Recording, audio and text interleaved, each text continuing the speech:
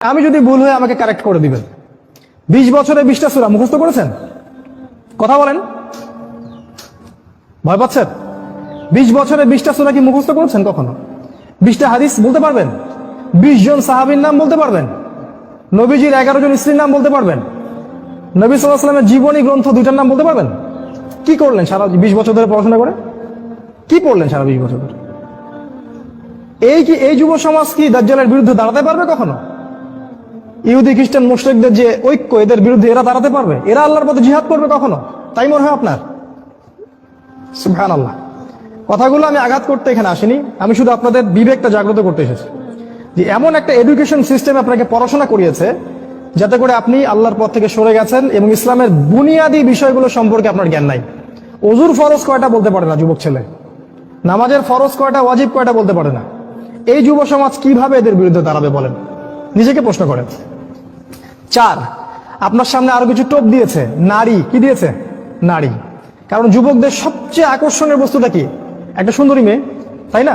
সত্য কথা বলছে।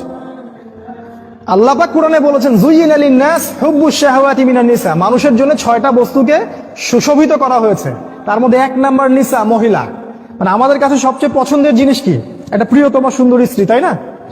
তো এই মেয়েদেরকে নগ্ন করে আপনার চারপাশে এরা ছড়িয়ে দিয়েছে।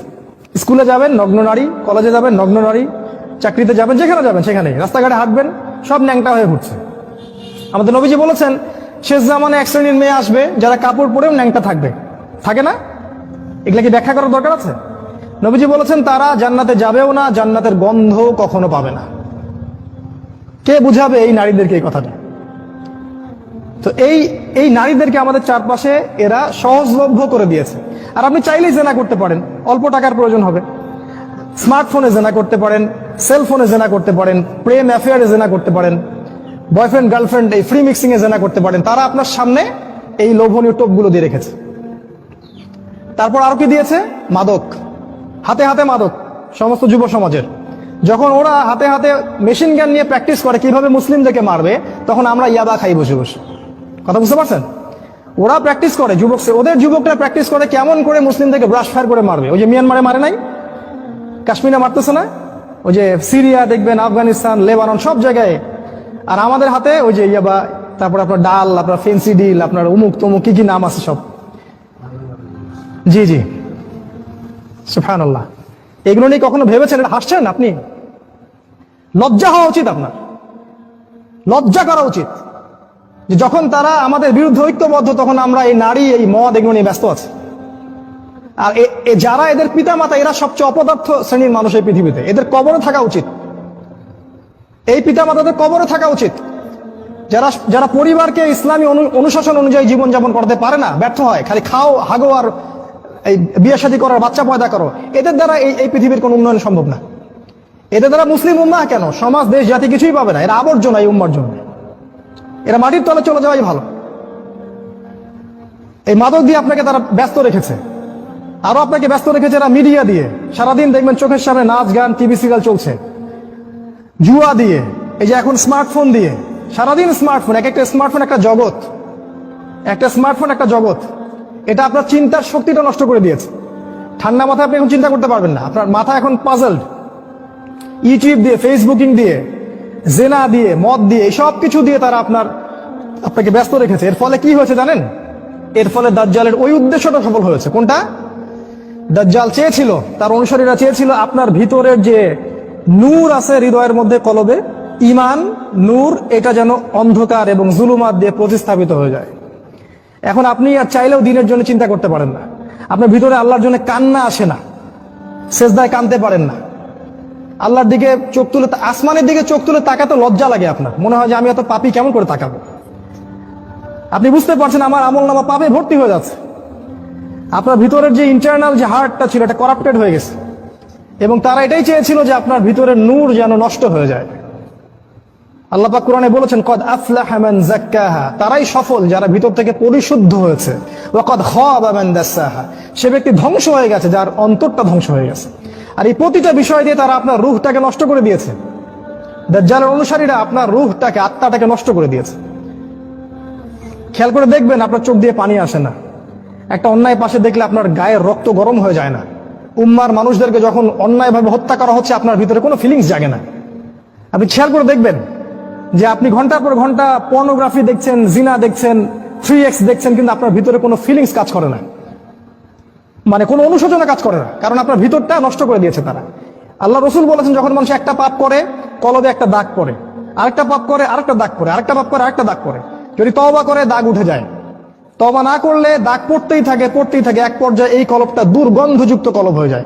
এত দুর্গন্ধ বের হয় কলব দিয়ে, যদি মানুষ জানতো তাহলে মানুষ থাকতে পারতো না পৃথিবীতে। এই জন্যই এই রকম শ্রেণীর মানুষের যখন মৃত্যু হয়, তখন ওই মালাকুল মউত এবং এই যে মৃত্যুর ফেরেশতারা, তারা দুর্গন্ধে আত্মাটাকে বের করে নিয়ে আসেন, টেনে স্যাঁচড়ায় বের করে নিয়ে আসেন। এই পাপী মানুষরা মারা যাওয়ার সময় এই ঘটনাটা ঘটে। এইভাবে তারা আপনাকে ব্যস্ত রেখেছে। এখন কি হবে? এখন আগামী দিনগুলোতে কি এরা উম্মার নেতৃত্ব দিতে পারবে? এর মধ্যে কারা পারবে? উত্তর, এর মধ্যে সবাই পারবে না। উত্তর এক কথায় শেষ, সবাই পারবে না। কারা পারবে? এই যুবক শ্রেণীর মধ্যে যারা এই গুণগুলো অর্জন করতে পারবে, তারা ইনশাআল্লাহ আগামী দিনগুলোতে সফল হবে। গুণগুলো পয়েন্ট আকারে বলে শেষ করছি। এই যুবক শ্রেণীর মধ্যে যারা তাদের জীবনটাকে বাকি পুরো জীবনটাকে আল্লাহর জন্য উৎসর্গ করতে পারবে, তারা পারবে। এক নাম্বার, এই যুবক শ্রেণীর মধ্যে যারা আল্লাহর জন্য তাদের জান, মাল, সময়, শ্রম ব্যয় করে দিতে পারবে, কুরবানি করতে পারবে। কুরবানি কেমন? ওই ইসমাইল আলাইহিস সালামের মতো। বাবা বলেছে তোমাকে জবাই করা লাগবে, তিনি কি বলেছিলেন? করিয়েন না। তিনি বলেছিলেন, আপনাকে আল্লাহ যা আদেশ করেছেন সেটাই করেন, আমাকে ধৈর্যশীল পাবেন ইনশাআল্লাহ। এরকম ছেলে পাবেন এখন? তো এরকম নিজের জান, মাল, সময়, শ্রমকে আল্লাহর পথে উৎসর্গ করে দেওয়ার মানসিকতা আগে তৈরি করতে হবে। এটা এক নাম্বার। দুই নাম্বার, জ্ঞান অর্জন করতে হবে। এই যুবক শ্রেণীর মধ্যে যারা জ্ঞান অর্জন করবে, কোরআন সুন্নাহর পাশাপাশি সমসাময়িক অর্থনীতি, রাজনীতি, বিশ্ব সবকিছু সম্পর্কে জ্ঞান থাকতে হবে। তারপরে আপনি আল্লাহর পথে কিছু করতে পারবেন, তার আগে নয়। আপনি সিলেক্ট করবেন যে আপনি এই উম্মার আবর্জনা হতে চান না উম্মার মুজাহিদ হতে চান, এটা আপনি সিলেক্ট করবেন। আপনি কি চান যে আপনার জীবনটার বিনিময়ে আল্লাহ আপনাকে অনন্তকালের জান্নাত দান করুক, অথবা আপনার এই কাজগুলোতে কেউ বাধা দিবে না, এই পাপ কাজে কেউ বাধা দিবে না, শেষমেশ আপনি জাহান্নামে চলে যাবেন? আপনি কি এটা চান? আমরা কি এটা চাই? তো ইলম অর্জন করতে হবে, ইলম ছাড়া আপনি কাজ করতে আগাতে পারবেন না। তিন নাম্বার, এলেম অনুযায়ী আমল করতে হবে। যা এলম অর্জন করবেন সে অনুযায়ী আমল করতে হবে। শুধু এলম অর্জন করলে হয় না, ওই অনুযায়ী কাজ করতে হয়। সালাতের পাবন্দি করতে হবে। সালাতের অবস্থা দেখে যা মনে হলো যে এই এলাকার যুবকরা মসজিদে কতজন আসে আল্লাহ ভালো জানে। ফজরের নামাজে যারা আসে তারাই প্রকৃত মুসল্লি। 5 ওয়াক্ত সালাত জামাতের সাথে আদায় করতে হবে। আখলাক চরিত্র হবে রাসূল সাল্লাল্লাহু আলাইহি ওয়াসাল্লামের মতো। সাহসী, ভীরুতা, কাপুরুষতা যেন আপনাদেরকে পেয়ে না বসে। জ্ঞান অর্জন করে সাহসী হতে হবে, তদনুযায়ী আমল করতে হবে, এবং কোনো অবস্থাতেই পরাজিত হব না এরকম মানসিকতা তৈরি করতে হবে। শয়তান হোক আর ইবলিস হোক আর এই দাজ্জাল হোক আর অনুসারী হোক, কেউই আমাকে ঠেকাতে পারবে না এরকম মানসিকতা তৈরি করতে হবে। তারপর ইনশাআল্লাহ আপনি কিছু করতে পারবেন। প্রতিটা ইবাদত বন্দেগীর ব্যাপারে সচেতন হওয়ার চেষ্টা করতে হবে, এটা হচ্ছে আপনার জানা অনুযায়ী আমল। 4 নাম্বার, আদর্শ পরিবার গঠন করতে হবে। জিনা বাদ দিয়ে ছেড়ে দিয়ে তওবা করে ফিরে আসেন, বাবা মাকে বলেন যে আমাকে বিয়ে দিন। আর বাবা মার উচিত তাদের বিয়েটা সহজ করে দেয়া। বিয়ে করুন, সংসার গঠন করুন, দিনদার নেককার ছেলে মেয়েদেরকে বিয়ে করুন এবং সুসন্তান জন্ম দিন, তাদেরকে আল্লাহর পথে দায়ী মুজাহিদ হিসেবে তৈরি করুন। 5, হালাল রিজিকের ব্যবস্থা করুন। ওই হারাম ব্যাংকিং সেক্টর থেকে, চাকরি থেকে রিজাইন দিয়ে দিন। যে সেক্টরে হারাম আছে, ঘুষ আছে, সুদ আছে, সব ছেড়ে দিন। কার জন্য ছাড়বেন? আল্লাহর জন্য ছাড়বেন। মনে রাখবেন, রিজিকের মালিক আল্লাহ, আপনি আপনার রিজিকের মালিক নন। আপনি আল্লাহর জন্য যদি কিছু করেন, আল্লাহ পাক আপনাকে তার চেয়ে বহুগুণ দিতে পারেন। এই বিশ্বাস রেখে প্রয়োজনে সবজি বিক্রি করেন, কৃষি কাজ করেন, মৎস্য খামার করেন, ছাগলের খামার করেন, তাও ভালো।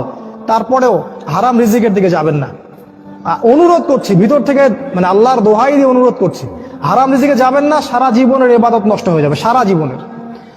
যে ব্যক্তির ইবাদতে এতটুকু সুদের টাকা আছে, ওর ইবাদত কবুল হয় না। জানেন না সুদ খাইলে মায়ের সাথে জেনা হয়? এটা জানেন না যে সুদ খাইলে 36টা মেয়েকে ধর্ষণ করা হয়, আল্লাহ এবং তার রাসূলের সাথে যুদ্ধ করা হয় সুদ খাইলে? দিব্যি খাচ্ছি, প্রতিটা গ্রামে এখন সুদী এনজিও, সয়লাভ সমিতি আর এনজিও। হালাল রিজিকের অন্বেষণ করুন, এটা হচ্ছে 5। 6 নাম্বার, আল্লাহর পথে সময় ব্যয় করেন। আপনি কোন মাযহাব কোন তরিকা কি ফলো করেন সেটা নিয়ে আমি কথা বলতে এখানে আসিনি। আপনি আল্লাহর পথে সময় দেন, যে যেখানে আছেন সেখান থেকে আল্লাহর পথে কিছু করেন, প্রজেক্ট হাতে নেন, কিছু করেন। এলাকার যুবকদেরকে নিয়ে একটা ফাউন্ডেশন করেন বা একটা সংগঠন করেন বা একটা প্ল্যাটফর্ম করেন, করে কিছু একটা করেন যাতে করে এলাকার মধ্যে জাহেলিয়াত গুলো দূর হয়ে যায়। আল্লাহ আপনাকে সাহায্য করবেন ইনশাআল্লাহ। এটা ঠিক যে বাতিলপন্থীরা আপনার কলার চেপে ধরবে ঠিকই, কিন্তু আল্লাহ আপনাকে সাহায্য করবে। আর আল্লাহ পাক যাকে সাহায্য করবেন তাকে কেউ ঠেকাতে পারে না, পারে? কখনো পারবে না। আপনাকে জেল দিবে, শুলি দিবে, মেরে ফেলবে, তারপরে দেখবেন আপনার শেকড় থেকে আরো 10টা গাছ ঠিকই উৎপন্ন হবে ইনশাআল্লাহ। অতএব দিনের জন্য সময় দিন, উম্মাহকে ঐক্যবদ্ধ করার চেষ্টা করুন। আরেকটা নসিহা করব, দলাদলির মধ্যে যাবেন না, ইখতিলাফি ফিরকা দলাদলির মধ্যে যাবেন না। তুই অমুক আর তুই তমুক আর তুই এই তুই সেই, এগুলোর মধ্যে যাবেন না। সবাইকে নিজের ভাই ভাবতে শেখেন। আর দুই একটা পয়েন্ট বলে শেষ করছি, সেটা হলো যে শেষ জামানার যে হাদিসগুলো আছে, কোরআন এবং হাদিসগুলো আছে, বই পুস্তকগুলো আছে, এগুলো একটু বেশি করে পড়েন, তাহলে আপনার চোখ খুলে যাবে যে সামনে কি হতে যাচ্ছে। এর জন্য আপনি প্রিপারেশন গ্রহণ করার সুযোগটা পাবেন, সময়টা পাবেন। আমার নাসিহা হচ্ছে যে কৃষিভিত্তিক অর্থনীতির দিকে ফোকাস করেন। প্রত্যন্ত জায়গাগুলো যেগুলো আছে গ্রামাঞ্চল, সেখানে জমি কিনেন। শহরমুখী হবেন না, শহরগুলো আস্তে আস্তে ধ্বংস হয়ে যাবে। প্রতিটা শহর আস্তে আস্তে ধ্বংস হয়ে যাবে, ওইদিকে ফোকাস করবেন না। গ্রামাঞ্চলের দিকে ফোকাস করেন, এদিকে আপনি জমি কেনেন, ডেইরি প্রজেক্ট করেন, পশুর খামার করেন, মৎস্য চাষ করেন, কৃষিকাজ করেন, এই দিকে ফোকাস করেন। ওইদিকে ফোকাস করবেন না, সামনের দিনগুলোতে এগুলো থাকবে না। ব্যাংকে অনেক বেশি টাকা থাকলে সেগুলো বের করে ফেলেন, বের করে গবাদি পশু কেনেন, সোনা কিনেন, রূপা কিনেন, জমি কেনেন। অনেক বড় অঙ্কের টাকা এইভাবে রাখবেন না, কারণ ব্যাংকিং সিস্টেম সামনে থাকবে না, ইলেকট্রনিক মানি সামনে থাকবে না। এখন যেমন ইলেকট্রনিক মানি দিয়ে সব লেনদেন করছেন, এটাও সামনে থাকবে না। আপনি সামনে নিঃস্ব হয়ে যাবে, নিঃস্ব। এটা শুধু সুপরিকল্পিত একটা চক্র সারা বিশ্বে কাজ করছে। আর আস্তে আস্তে সামনের দিন যত আসবে, মুসলিমদের উপর নির্যাতন তত বাড়বে, এবং মুসলিমদের অবস্থা আস্তে আস্তে আরো খারাপ থেকে খারাপের দিকে যাবে, আরো বিভক্তি বাড়বে, আরো দেখবেন কত ফিতনা আকাশ থেকে পড়বে আল্লাহ ভালো জানেন। মহামারীর পরে আরো কিছু আসবে, তারপরে আরো যুদ্ধ হবে, আরো ফিতনা আসবে। এক কথায় সারা বিশ্বে ফিতনা দিয়ে আরো ভরপুর হয়ে যাবে। সামনের দিনগুলো অত্যন্ত ভয়াবহ। এর জন্য প্রিপারেশন গ্রহণ করেন। আমি কিছু নসিহা করলাম, এগুলো যদি আপনাদেরকে ফায়দা দিবে বলে মনে হয় আপনার কাছে, এগুলো অনুসরণ করতে চেষ্টা করতে পারেন। আর যদি মনে হয় এগুলোতে কোনো ফায়দা নাই, তাহলে আপনার কাছে কয়েকটা অপশন আছে। আপনি যেভাবে দুনিয়ার পিছনে ছুটছেন সেটাও ছুটতে পারেন, এক পর্যায়ে ছোট আপনার শেষ হয়ে যাবে মৃত্যুর মধ্য দিয়ে। অথবা আপনি আমার কথাগুলোকে যাচাই বাছাই করে মেনে চলার চেষ্টা করতে পারেন। তখনই এই কথাগুলো গ্রহণ করবেন যখন আপনার কাছে মনে হবে যে কথাগুলোর বাস্তবতা আছে, যুক্তি আছে। আজকে এতটুকু বলে শেষ করছি। ইনশাআল্লাহ আগামী কোনো দিন আরো ডিটেলস শেষ জামানা নিয়ে আমরা কথা বলবো। আমরা এই পর্যায়ে দোয়া করছি আল্লাহ পাকের কাছে, মাগরিবের সময় হয়ে গেল, যে আল্লাহ পাক যেন আমাদের সবাইকে দাজ্জালের ফিতনা থেকে বাঁচিয়ে রাখেন এবং তার অনুসারীদের ফিতনা থেকে আল্লাহ পাক যেন বাঁচিয়ে রাখেন। আল্লাহ পাক আমাদের ভিতরের চোখটা খুলে দেন। আল্লাহ পাক যেন আমাদের হায়াতের রিজিকে বরকত দান করেন, জ্ঞান অর্জন করার তৌফিক দান করেন, সেই অনুযায়ী আমল করার তৌফিক দান করেন, এবং শেষ জামানায় এই উম্মতের জন্য কিছু করে যাওয়ার তৌফিক আল্লাহ পাক যেন দান করেন। আল্লাহুম্মা আমিন। আমি শেষে রিকোয়েস্ট করব, রাসূল সাল্লাল্লাহু আলাইহি ওয়াসাল্লামের জীবনী ভালো করে পড়েন এবং প্রত্যেক সাহাবীর জীবনী পড়েন, দেখেন তারা কিভাবে তাদের যৌবনটাকে আল্লাহর জন্য কুরবানি করে দিয়েছেন।